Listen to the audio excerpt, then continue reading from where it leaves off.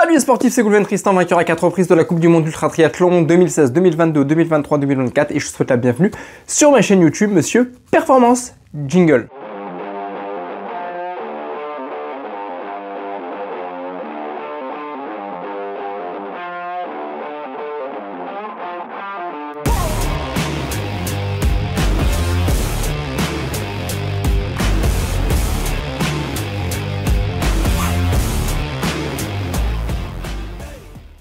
Retour sur ma dernière course, le Summum 2025. Alors ça a donné quoi?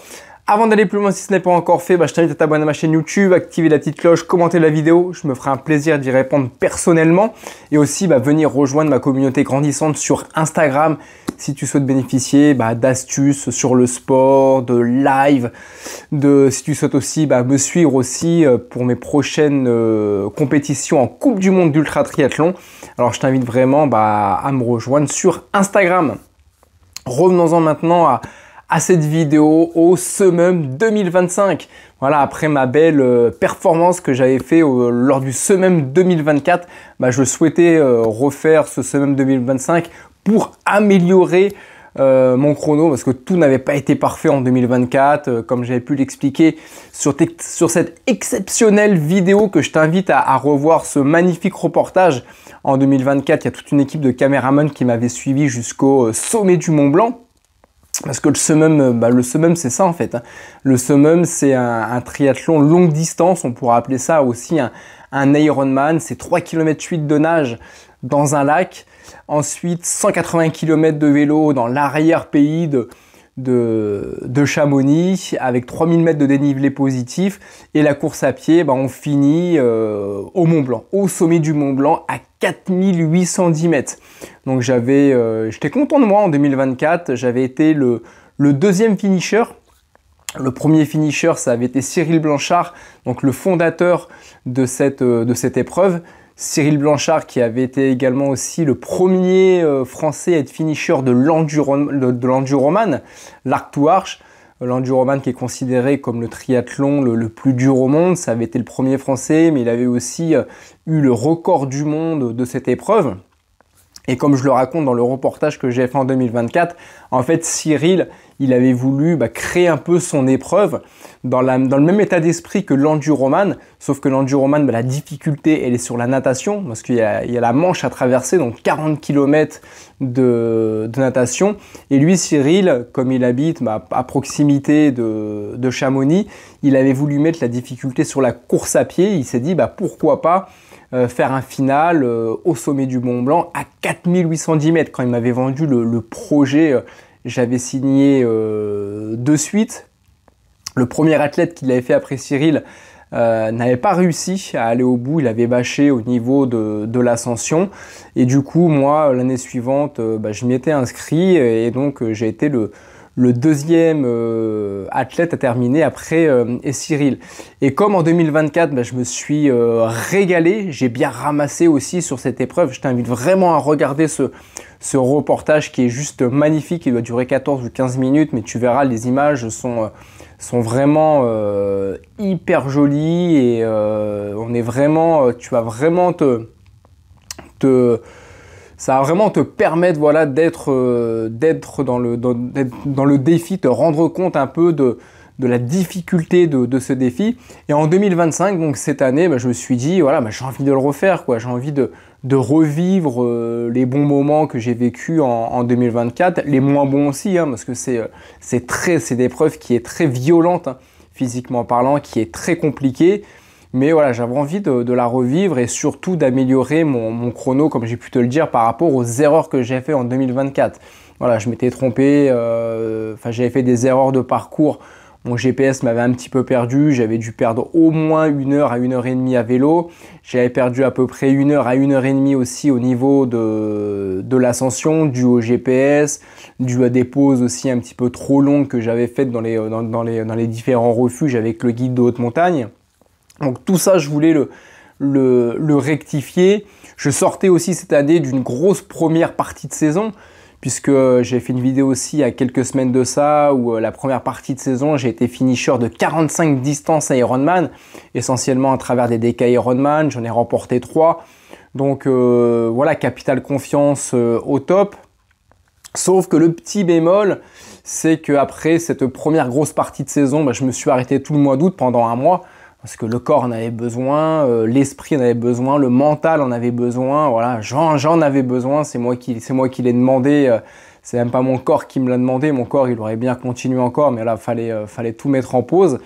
Et la difficulté en fait c'était entre ma reprise du sport, de mes entraînements qui est arrivé vraiment fin août, début septembre, jusqu'au summum, j'avais même pas 15 jours pour me préparer pour cet événement. Alors je pensais que les 45 distances Ironman, je pensais que mon corps en tout cas n'aurait pas tout oublié au niveau des jambes, des quadris musculairement parlant.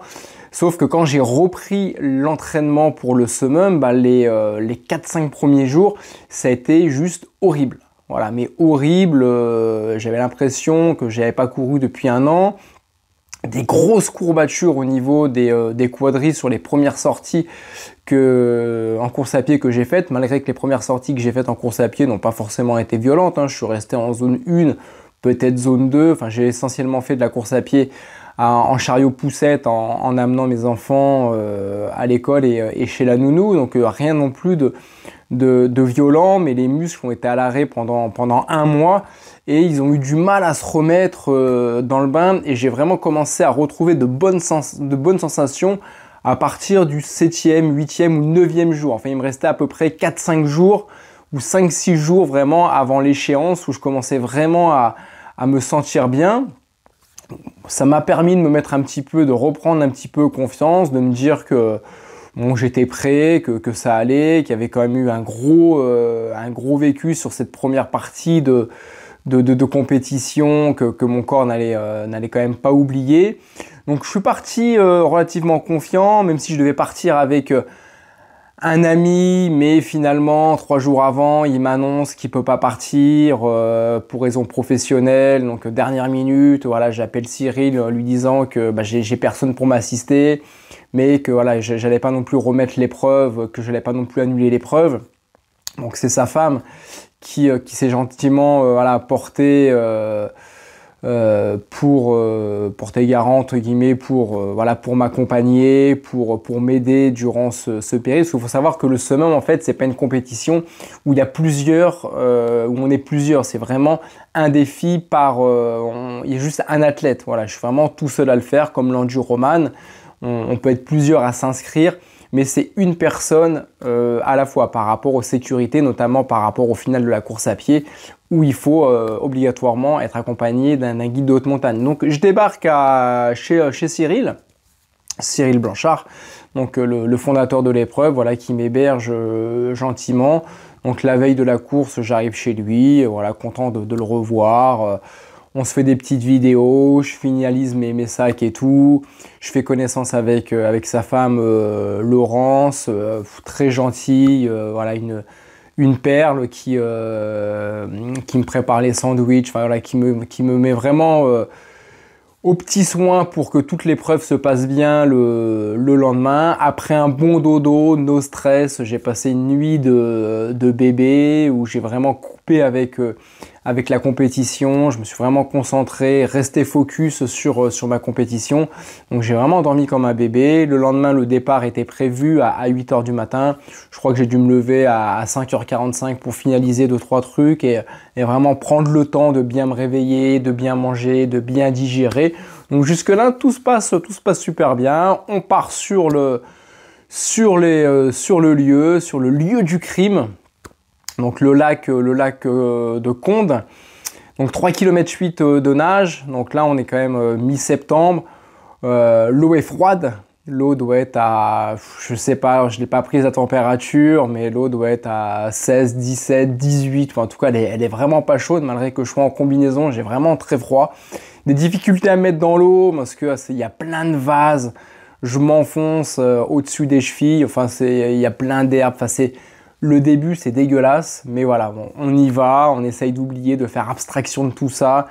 J'y vais, je mets 1,5 km à peu près à me mettre dedans. J'arrive pas à respirer, voilà, j'ai des problèmes de respiration, j'arrive pas à reprendre mon souffle, j'arrive pas à trouver mon souffle, j'ai du mal à trouver le rythme.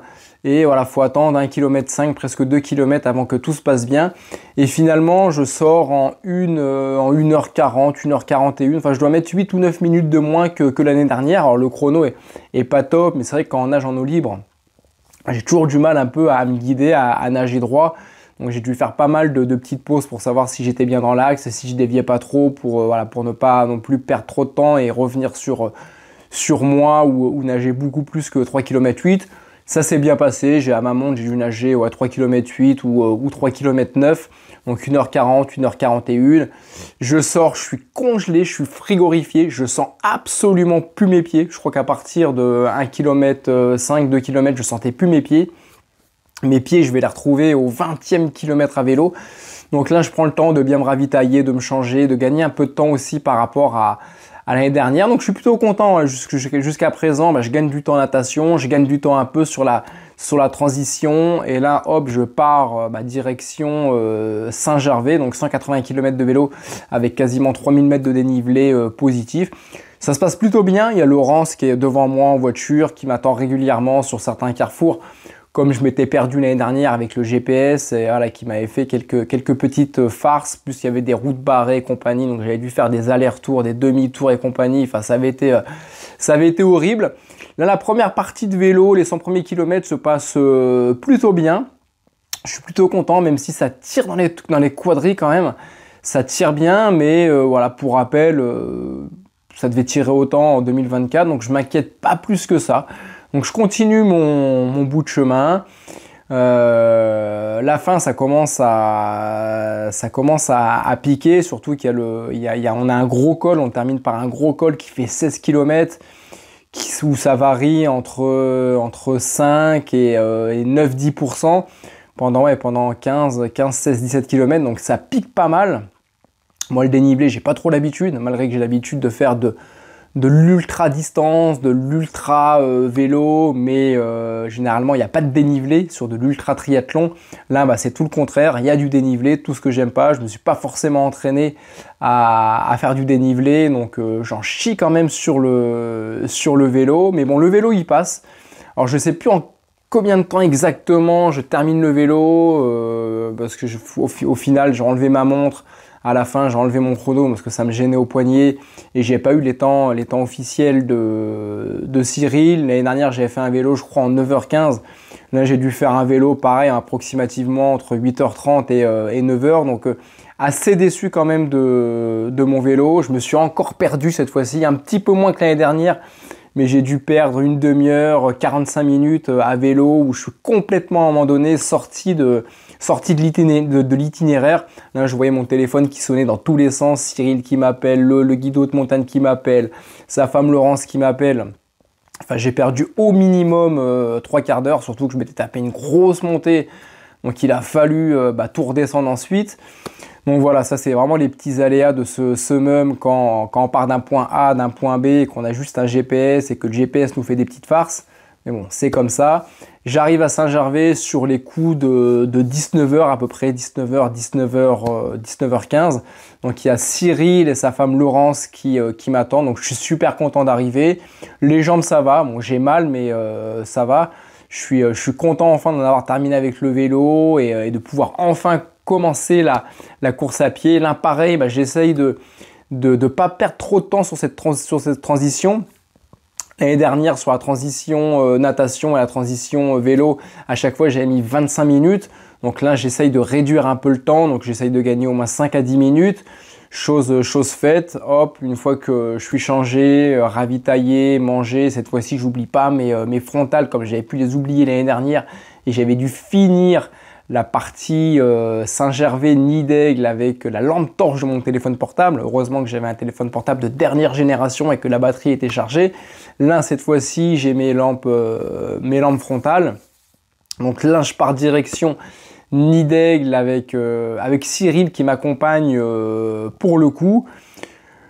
La première partie Saint-Gervais, ça se fait en courant, en trottinant, ça se fait bien. Et après c'est de la montée. Après ça monte. Donc on oublie la course à pied, on sort les bâtons et on marche de manière dynamique jusqu'au nid d'aigle. Donc là, je suis avec Cyril. Tout se passe bien. Les jambes, ça va. J'ai pas de...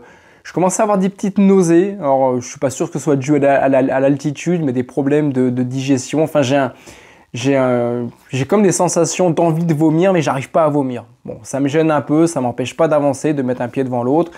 J'arrive sur les coups de 23h30 peut-être au nid d'aigle avec Cyril, où là, il y a Tony, le guide de haute montagne qui nous attend avec les maîtres du refuge qui nous ont préparé un repas chaud, pâtes, bolo. On avait aussi du poisson, une bonne soupe chaude aussi.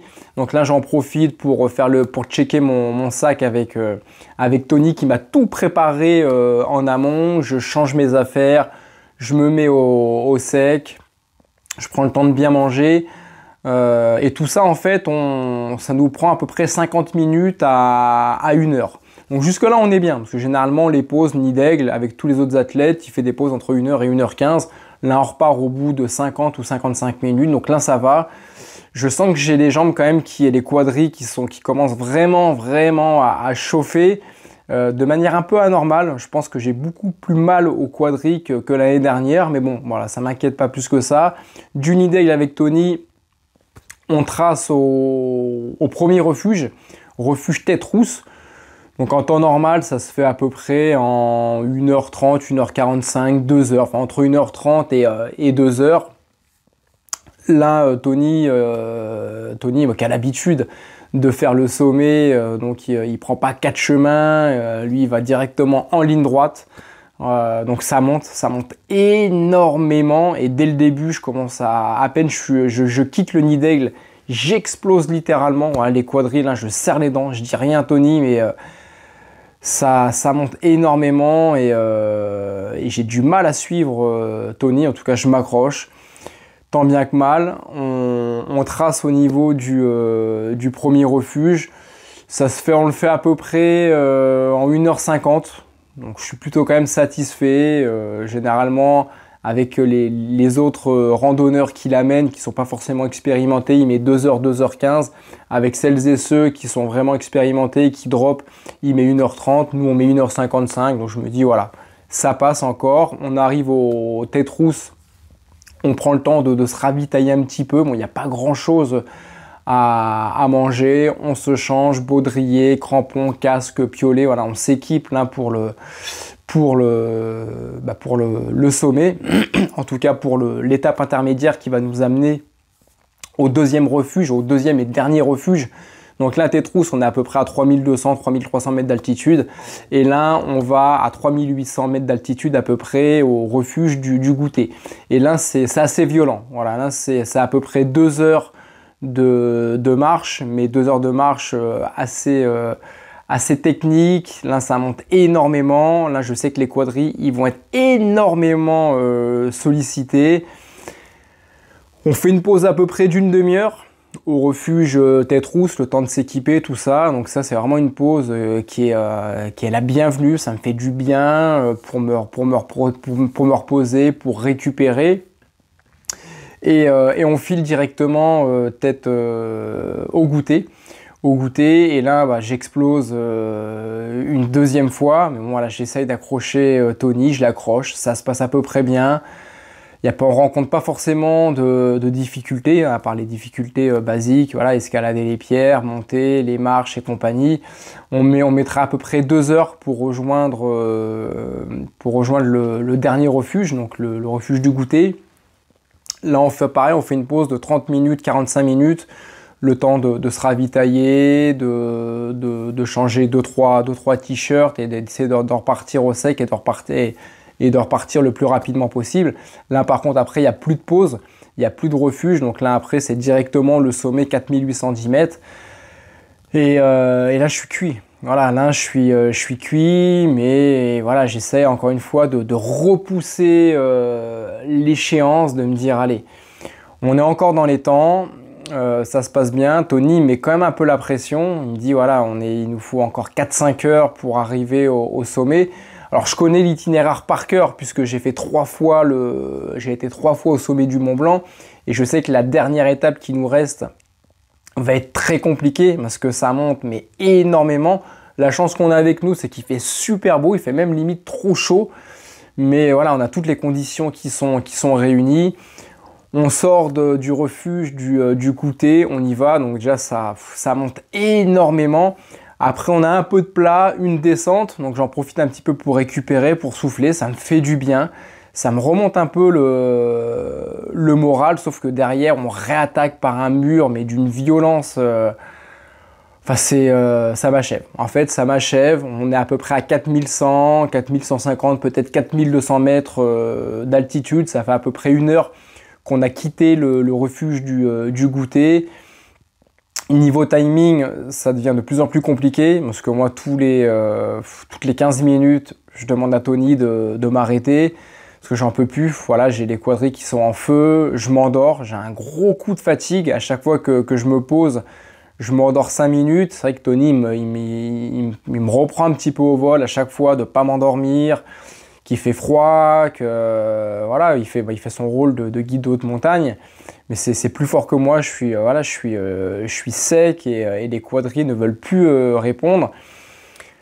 Il nous reste encore 4-5 heures au rythme où j'avance pour aller au sommet. Mais derrière ça, on a encore, si on arrive au sommet, on a encore à peu près 9-10 heures pour redescendre dans la vallée en toute sécurité. Voilà, faut pas non plus être carbonisé. Voilà, faut avoir sa lucidité, faut avoir ses jambes. Enfin, faut penser au retour qui est pas simple parce qu'on n'a pas prévu de nuit au retour au refuge du goûter ni à tes trousses. C'est vraiment un aller-retour jusqu'à Saint-Gervais parce que Tony, le lendemain, lui, il a d'autres clients. Moi, j'ai mes impératifs professionnels et familiaux aussi qui reprennent. C'est vraiment le summum, c'est vraiment une aventure sur 24 heures. Voilà, on peut faire ça en 25, 26, 27 heures éventuellement, mais c'est un aller-retour sec. Il n'y a pas possibilité de s'arrêter de dormir dans les refuges, sauf vraiment accident. Bien sûr qu'on se serait arrêté, mais là il n'y a pas de possibilité, donc il faut vraiment bien réfléchir. Et là Tony, voilà, je lui fais, on va arrêter. Voilà, c'est même pas Tony qui me dit on arrête tout, c'est je lui dis voilà, à un moment donné, faut revenir à la raison. Arriver au sommet, oui je peux y arriver, mais les 4-5 heures qu'il nous faut, je pense que ça me prendrait peut-être 5-6 heures, peut-être même 7 heures pour arriver au sommet. L'inconvénient, la problématique, c'est comme je l'ai fait 3 fois, je sais exactement à la virgule près ce qu'il me reste à faire comme effort. Et je pense que ça me met aussi un gros coup derrière la tête de savoir exactement ce qui me reste. Et le gros mur où j'ai calé, ce type de mur, je sais qu'il en restait encore au moins 4 ou 5 à passer. Et c'est des murs, à chaque fois, c'est au moins 1 heure à 1h30 pour les passer. Et voilà, à un moment donné, il y a la raison qui est revenue. Je me suis dit, voilà, bon, j'ai déjà été finisher en 2024. Je ne vais pas mettre non plus ma santé en jeu, ni celle de Tony. Donc voilà, la raison a fait que j'ai décidé de faire demi-tour. Donc il nous a fallu 1 heure pour redescendre d'où on venait, au refuge du goûter. Comme on avait un petit peu d'avance finalement sur l'itinéraire de retour du fait qu'on n'ait pas été au sommet, j'en ai profité pour dormir 2 heures. Ouais, j'en ai fait 2 heures, recharger les batteries et ensuite redescendre dans la vallée. Le retour, c'est super bien fait. Les douleurs que j'avais au quadri, je ne veux pas dire sont parties, mais ça a été beaucoup plus simple. Je pense que il me manquait peut-être 2 heures aussi, il manquait peut-être du sommeil, de la fatigue musculaire qui m'ont pas permis justement d'aller au sommet. En tout cas, le retour se fait très bien. Et on redescend jusqu'au Nid d'Aigle où là je rejoins Cyril et sa femme, voilà, qui avaient décidé de revenir nous voir le lendemain pour nous accueillir en tant que finisher. Mais bon, ça n'a pas été le cas. Voilà, ils ont été un petit peu déçus comme moi de savoir que j'allais pas au bout. Parce que c'était vraiment pas prévu, j'étais vraiment... j'étais bien. Il me manquait de l'entraînement, mais mentalement parlant, j'étais vraiment à bloc pour aller au sommet du Mont Blanc. Voilà, finalement, ça a été un échec. Ça faisait, je crois, depuis 2023, depuis l'ultra-tunnel que j'avais fait en 2023, où j'ai fait une pareil, une superbe vidéo que je t'invite à regarder. Mais 2023, c'était mon dernier échec. Donc là, 2 ans et demi après, voilà, je côtoie un nouvel échec. C'est comme ça a été un apprentissage. Hein, voilà, ça m'a permis aussi de bien reprendre le sport, la compétition sportive pour les compétitions qui me restent à faire en ultra triathlon. Voilà, c'est un gain d'entraînement qui n'est pas négligeable. Donc maintenant, ce que je vais faire, c'est vite reprendre l'entraînement derrière tout ça pour pas perdre tout ce que le corps a assimilé de ce Mont Blanc. Je suis énormément déçu. Hein. Il y a presque un sentiment de honte de ne pas avoir été au sommet parce que c'est comme ça fait partie de mon ADN. C'est pas que j'aime pas perdre, mais j'aime pas aller au bout des choses que j'entreprends, surtout par rapport à tous les sacrifices qui ont été faits, sacrifices financiers, sacrifices professionnels, et tout ça, le fait de ne pas voir mes enfants, le fait, ça a chamboulé pas mal de choses pendant 3-4 jours. Donc très déçu de ne pas avoir été au bout. Après, d'un autre côté, ce sentiment de frustration, de honte, je me dis que je suis content de l'avoir. Ça veut dire que j'ai toujours à 44 ans cette passion de l'ultra. Voilà, si j'étais revenu à Paris en me disant c'est pas grave, je l'ai déjà réussi en 2024. J'ai déjà fait une superbe première partie de saison où je suis finisher de 45 distances Ironman. J'ai remporté 3 DK Ironman. Il va y avoir la consécration dans quelques mois où je vais être vainqueur de la Coupe du Monde Ultra Triathlon pour la 5e fois. Donc voilà, j'aurais pu me dire je m'en fous de ce même 2025. J'ai déjà été finisher et basta, mais pas du tout. Voilà, pas du tout. Je suis vraiment touché par le fait de ne pas avoir été au bout, vexé de ne pas avoir été au bout, d'avoir dû arrêter de moi-même parce qu'il y a des choses que j'ai mal suggérées. Alors je pense qu'il me manquait 1 semaine, 10 jours de préparation physique, il me manquait du dénivelé, il me manquait certaines choses. Mais voilà, je me dis que c'est positif pour la suite, que j'ai toujours cette envie justement d'aller de l'avant, j'ai toujours cette envie et cet amour de l'ultra-distance pour continuer ce que je fais. Alors, j'avais pas du tout de doute là-dessus, mais le fait d'avoir connu cet échec, ça me permet de voir des choses que j'ai peut-être pas forcément l'habitude de voir. Ça me permet aussi de me remettre en question sur certaines choses. Et voilà, et c'est comme ça, hein, ça fait partie de la vie. Je vais apprendre tout ce que je vais pouvoir, toutes les conclusions que je vais pouvoir tirer justement de cet événement. J'avais eu l'occasion aussi de faire une vidéo sur Instagram sur les 5 choses que j'ai mis en place justement après cet échec. Voilà, c'est des choses que je mets qui se font de manière naturelle. Moi, la première chose que je fais, c'est vite ranger mes affaires. Voilà, moi, ce que j'ai voulu, la première chose, c'est oublier cette déconvenue. Voilà, oublier ce summum. Donc, ça commence par vite ranger mes affaires, réintégrer chez moi ma logistique, tout ranger et compagnie pour vite passer à autre chose. La deuxième chose, comme j'expliquais, c'est vite me remettre au travail pour ne pas penser ne pas ruminer, ne pas penser justement à cet échec et que mon esprit soit focus sur autre chose. L'autre chose aussi, c'est vite me remettre à l'entraînement.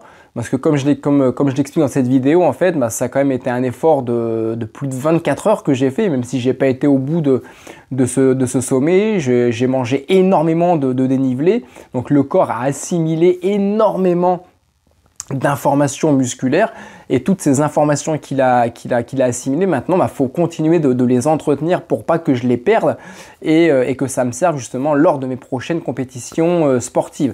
L'autre point aussi que j'ai mis en place, c'est vite reprendre un objectif. Donc là, mon prochain objectif, normalement, c'est pas encore validé, mais ce sera une dernière compétition qui aura lieu au mois de novembre. Ce sera un DK Ironman, le 5e DK Ironman de cette année qui a lieu à Taïwan cette année. Donc, nouvelle compétition d'ultra triathlon sur un nouveau continent où j'aurai largement le temps de revenir dessus. Donc voilà, en fait, après cet échec, j'ai mis plusieurs choses en place, mais de manière habituelle, par réflexe, justement pour vite passer à autre chose et vite rebondir tout simplement. Donc n'hésite pas à me poser des questions, voilà, si tu souhaites toi peut-être participer au Summum 2026, parce qu'il y a pas mal d'athlètes qui viennent, qui connaissent le Summum maintenant grâce à toutes les vidéos que j'ai pu faire sur sur ce défi. Donc si c'est un défi qui t'intéresse, bah, n'hésite pas à m'écrire et je me ferai un plaisir de te répondre pour t'orienter, pour te guider peut-être sur ce prochain défi. Regarde bien aussi ma victoire au Summum 2024, enfin ma victoire parce que j'ai été finisher et ça reste une belle victoire. Tu verras vraiment des belles images que j'aurais pas eu l'occasion de te montrer pour le Summum 2025. Et voilà, si tu as d'autres questions, en tout cas, bah, n'hésite pas, je reste à ta disposition. En tout cas, moi, je te souhaite plein de bonnes choses pour tes prochains défis sportifs, d'aller au bout, voilà, pas comme moi, en tout cas par rapport à ce Summum 2025. Prends soin de toi et je te dis à très vite. Bye bye.